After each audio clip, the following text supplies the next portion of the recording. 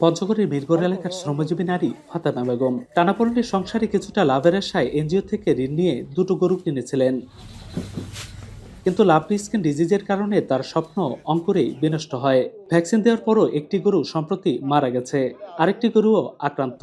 ঋণের বোঝা নিয়ে এখন নির্ঘুম রাত কাটছে তার। লোন তুলে এনে আমি গরু দুটা নিয়েছিলাম, একটা গরু আমার মারা গেছে, সেটা আরই আছিল। তো এখন আমি খুব অভাবে আছি, খুব কষ্টে আছি। একটা আছে, এটারও আমার অসুখ ধরছে, ডাক্তার আনি চিকিৎসা করি। খামারিরা যেন পঞ্চগড়ে আবারও ফিরে এসেছে লাম্পি স্কিন ডিজিজ, এমনকি ভ্যাকসিন দেওয়া গরুও আক্রান্ত হয়ে মারা যাচ্ছে। ছোট বড় খামারিরা নিঃস্ব হলেও তাদের পুনর্বাসনে নেওয়া হয়নি কোনো পদক্ষেপ।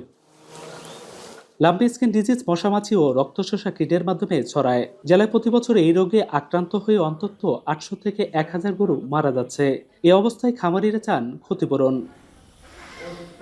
জেলা প্রাণী সম্পদ কর্মকর্তা জানান, জেলায় লক্ষাধিক গরুর সংখ্যার তুলনায় ভ্যাকসিন পাওয়া গেছে মাত্র 37,000। উঠান বৈঠক করি, আবার প্রত্যেকটা ইউনিয়নে যেহেতু আমাদের বিভিন্ন প্রজেক্টের প্রাণী সম্পদ বিভাগের বিভিন্ন প্রজেক্টে আওতাভুক্ত কিছু কর্মী আছে, তাদের দ্বারাইও আমরা এদেরকেও সচেতনতা বৃদ্ধি করা।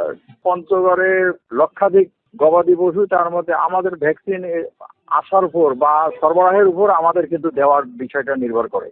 লাম্পি স্কিন ডিজিজে জেলায় বছরে লোকসান হচ্ছে অন্তত 4 থেকে 5 কোটি টাকা। তাই কার্যকর পদক্ষেপ না নিলে হুমকিতে পড়বে প্রান্তিক এলাকার অর্থনীতি ও জীবন জীবিকা। লুৎফর রহমান, এখন পঞ্চগড়। শাইনি চুলে এখন হবে সব হেয়ার স্টাইল। সিল্কোর দ্বিগুণ শাইনি চুল প্রতিদিন।